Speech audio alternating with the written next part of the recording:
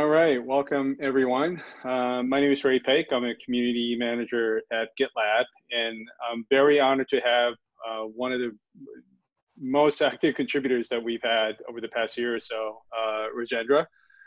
So I want to first of all introduce Rajendra, and I know like Rajendra's not going to do this because he doesn't like to talk about himself, but just want to share a couple of stats.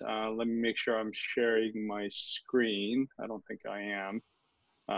So here we go. Wanted to share a couple of stats with you. I just did a query. This is Viturja is a dashboard we use for community contribution. I just wanted to get a rough stat as to how many MRs that we've merged so far already from you, Rajendra. We're close to 200, and we're just getting started in June. So, I mean, congratulations. This is just phenomenal.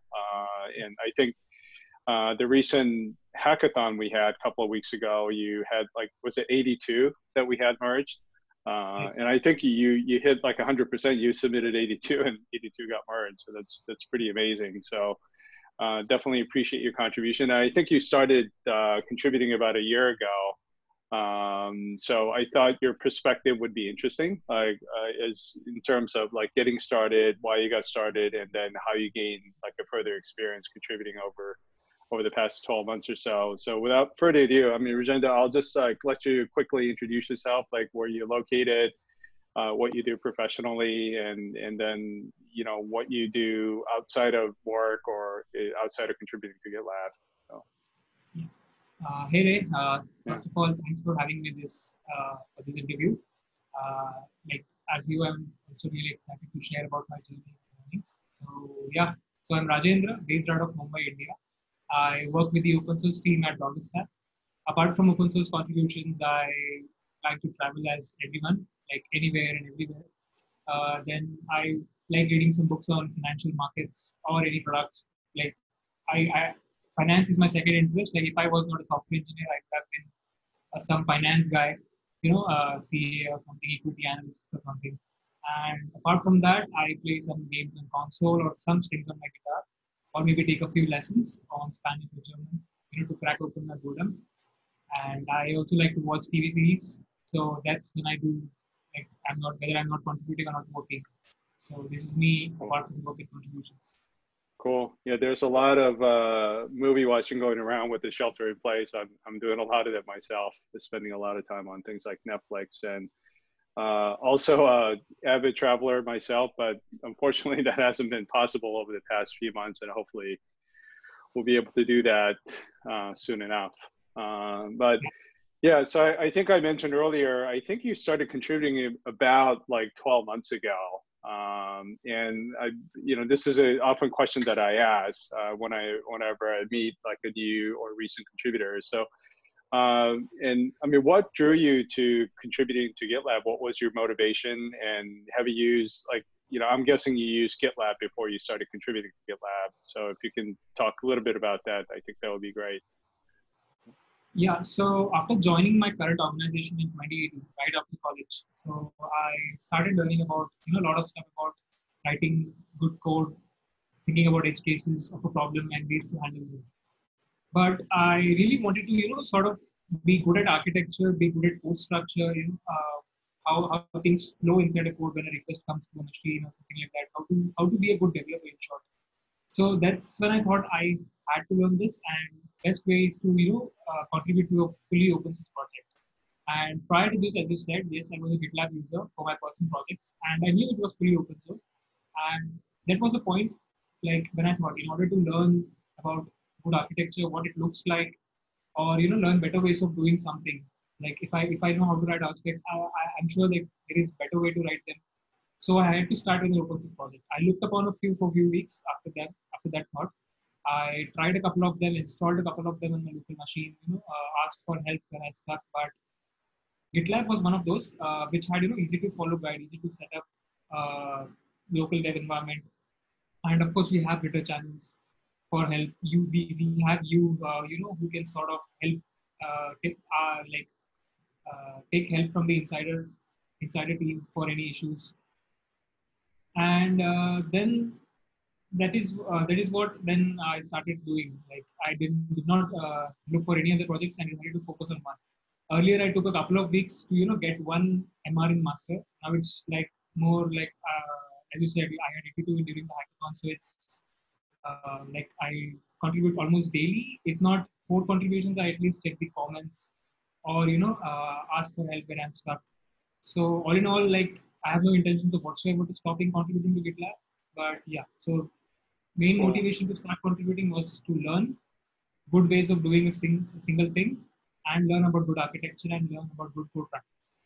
Cool. So it almost sounds like it was like, I mean, you already have a full-time job, but you're almost like you're taking another, like a course, like after work. I mean, obviously it's self-paced. And then, I mean, GitLab being open source, you're sort of able to look under the hood, if you will. I mean, look at the code base, and documentation is probably, it sounds like what you did. Like, so I mean, did you dive straight into the code base, or did you start looking at like a documentation to sort of find your way around? Like, what were some of the, how did you first navigate through the code base or different product areas?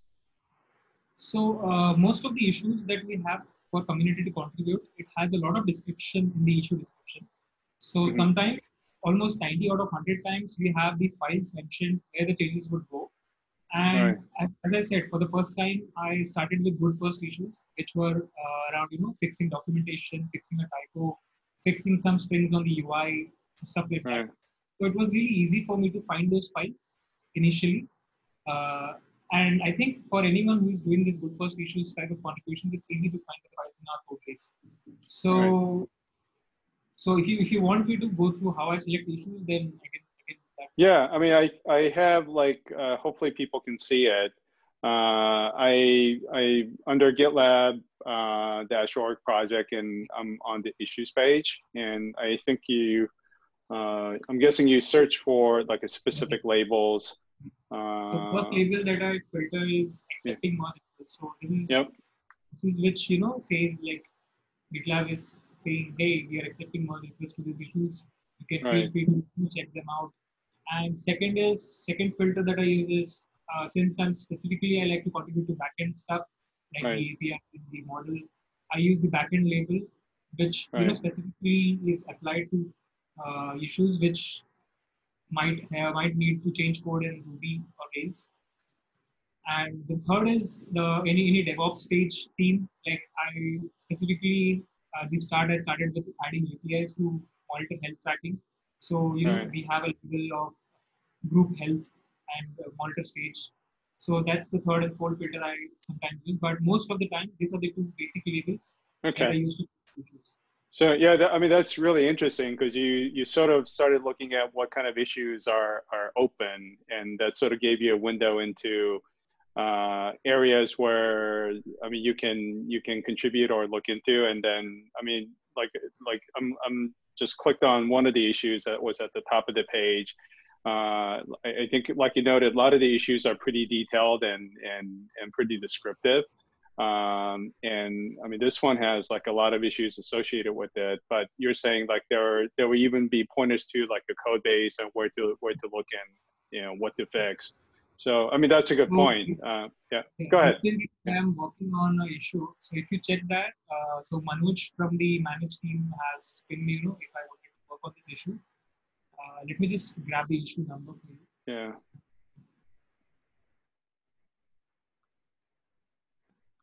Did you say it was opened by Manoj or? Yeah, it's opened by Manoj MJ, 220127, issue number. Let me see. It's just opened yesterday, I think. Is it this one? No, I think, no, not this one. 220127, number is 220127. Okay, let me see. All right, can you repeat the number again? 220 220127. Yeah, so if you check this, Manoj has mentioned the file as well where the changes would go for and what exactly I have to do. So this is very easy to get started for any new contributor. as such. Okay. It's not a rocket science, or if Right. you bang your head figuring out where the changes would go, given that it's a huge code base. Mm-hmm. And like labels are the best way to filter out issues, given that we have like 30,000 or so open at a time, which Right. increases almost every day. So labels are a very good way to go about it. Find issues Right. that you want to work on. Right.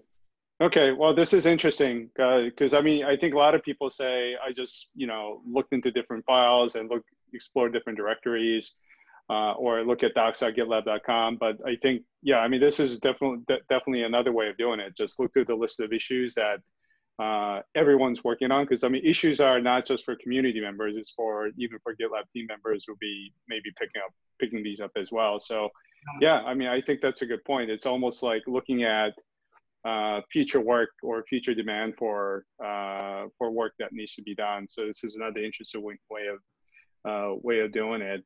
And I think, like you mentioned, Gitter, in case people don't know, I mean, this is where a lot of community members and GitLab team members sort of hang out. And I have an example here. There's a lot of GDK discussion going on that happened overnight my time.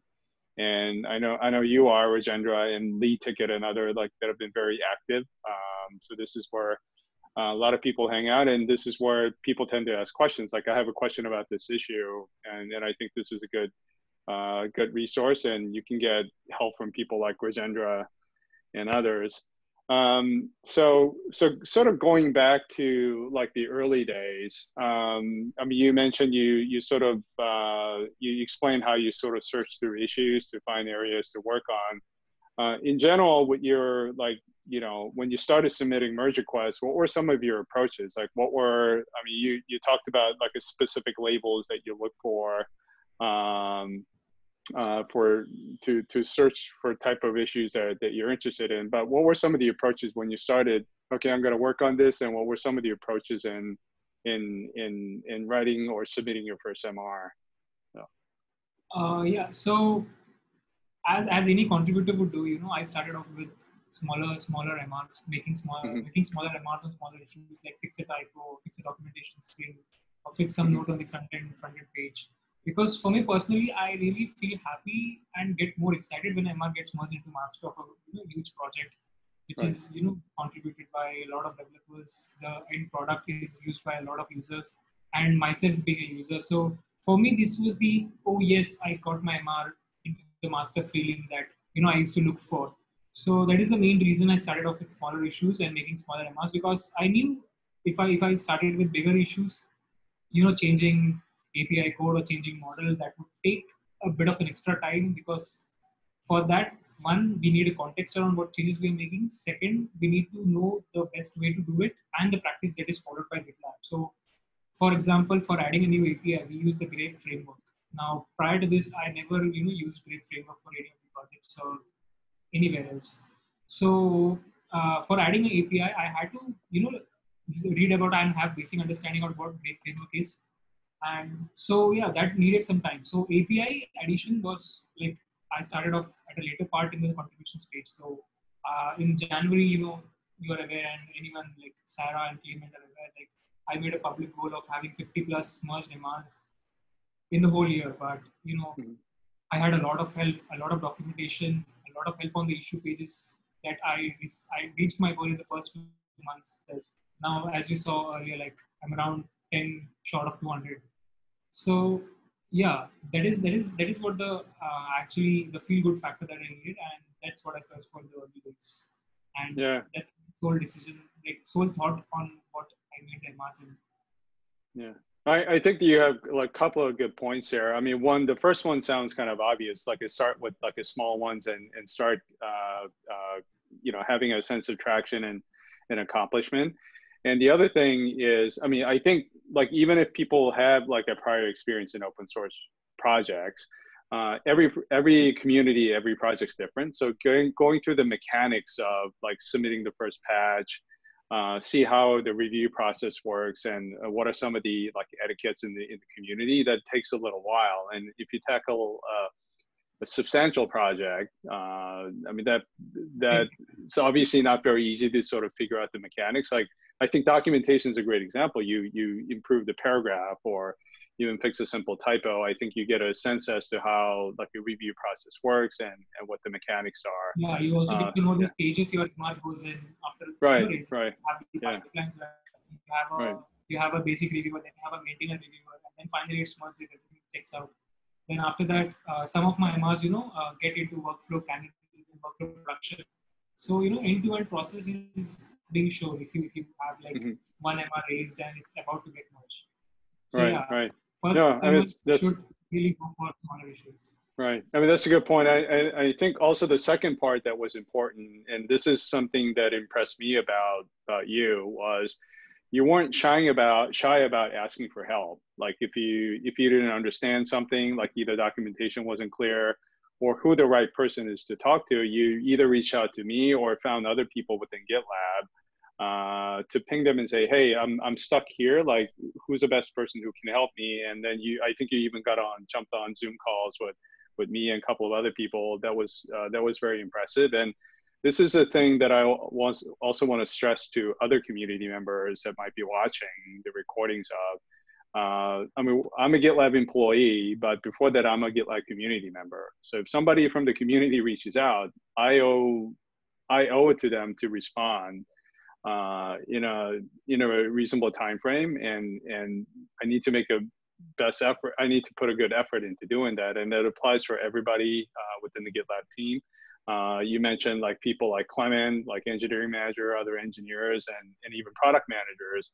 I mean, I'm pretty confident. I don't know. I wasn't participating in all of the discussion, but I'm pretty confident that they got back to you within a reasonable amount of time, and they were very helpful. And then, so I mean, that's another thing I want to stress. Like this sort of like that's one of the things I love about the GitLab culture. Like it doesn't matter whether you work at GitLab or you're where you're based, whether you're from wider community member. Like we always want to treat each other with respect and then be responsive. So I want to encourage people to sort of follow what Rajendra did, and not be shy about asking for help and asking questions. So I really like I mean, what you just said about it's how you got through the early learnings. It wasn't just reading through documentations or issues. It was actually talking to people and reaching out to folks. So yeah. cool. Just to add to that, there is Yeah. no shame in asking for help. No one would judge you Right. like what type Right. of silly questions you asked or anything like that. Right. It's encouraged to ask for help and to get unstuck. Right. Even follow up. So I have one MR for the emoji API model being open, and I'm working on it like for 2 or 3 months, for past Mm-hmm. 2 or 3 months. So Dimitri has been reaching out like, hey Rajendra, good to see you progress. If you need any help, just let us know. We are discussing this MR in our recurring meeting about the custom emojis, and you can ask for help whenever you need it. So that's sort of a relationship to develop with the team members and other community members. So yeah, it's a lot of help. So best place to ask for help, issue specific or your MR specific. I think it's the issue or the MR, the person who has opened the issue or the person who is looking after that MR. The second, if you're just having some basic configuration issues or local setup issues, the best place to ask for is the Gitter channel, because there are a lot of people who have been doing this, like Lee Ticket, myself. We have been like contributing, like as I said. And if you stuck for making a local setup, or if you need some help navigating the code, like just shoot up a message anywhere you want. I'm sure someone will definitely get back with a satisfactory answer, and you'll be on your way. Right. Yeah. I mean, another thing I forgot, like, I mean, good way to sort of reach out to GitLab team members is within issues or MRs itself. I mean, don't be shy about mentioning somebody or pinging somebody in issue or MR. Like, I mean, I'm pretty confident that everybody will see the question within a reasonable time frame and get back to you. I mean, everybody's spread out at GitLab because we're all virtual, so we're in different time zones. But usually within a day, like a 1 or 2 business days, I've seen people get back to community members' questions. So don't be, just because you're not a GitLab team member, you definitely shouldn't feel shy about like pinging somebody in issue or MR. So sort of like following up on the conversation you had about, you were able to sort of make connections with various GitLab team members. I'm guessing you were able to also do that, like wider community members as well, whether it's through Gitter or other social media channels. And if you can talk about that, that'd be great. Yeah. About the GitLab team members, yes, I'm Yeah. in touch with Peter and Manoj from the managed team on Twitter. Like, we have a good camaraderie right now. So Right. we had, like, I had a coffee chat with Clement. This coffee chat was before my goal of having 50 plus MRs merged into master. And Sarah had mentioned about like, I have asked Clement to schedule a coffee chat with you and understand what you want to do, how you can contribute. And it was around that time. So, Twitter DMs have been helpful for me to, have a one-on-one discussion on issues with Peter or Manoj. Peter has been really helpful during the hackathon as well. Like, we were in constant touch on Twitter during the hackathon, merging my MRs within the time thing. And also, like, we had a release schedule, so it was like really tight time for him as well. So he helped me out during the weekends. So we have one point on taking help from GitLab team members. They don't mind you helping on weekends as well if it's really urgent. And so other community members, Gitter is the best place to chat around. You can DM them anytime you want. They'll respond to you as soon as possible whenever they are working. And down around time is ready when you are constantly in touch. Right. No, I mean, it's consistent with what I've heard from, recently I started to realize there's a lot of connections being formed, like even amongst like the wider community members, like Gitter, as you mentioned, or like a LinkedIn or Twitter, they'll form connections, which is great. So not only you're forming connection as fellow contributors to the GitLab community, but as almost like socially or as human beings, because you have a common interest and common bond. So that's awesome to see. So I think at this point, we'll sort of wrap up the part one of the discussion, because I wanted to sort of break this up in two, like to talk about your early days contributing to GitLab. And in the second part of the recording, we'll talk about once you got over the hump of becoming, getting experience as an early contributor. Just wanted to talk about, how you sort of, grew into this role as more of an experienced or mature contributor to GitLab. So thanks. So we'll just wrap up the part one of the talk here. Yeah, sure. Oops. All right. Give me a second.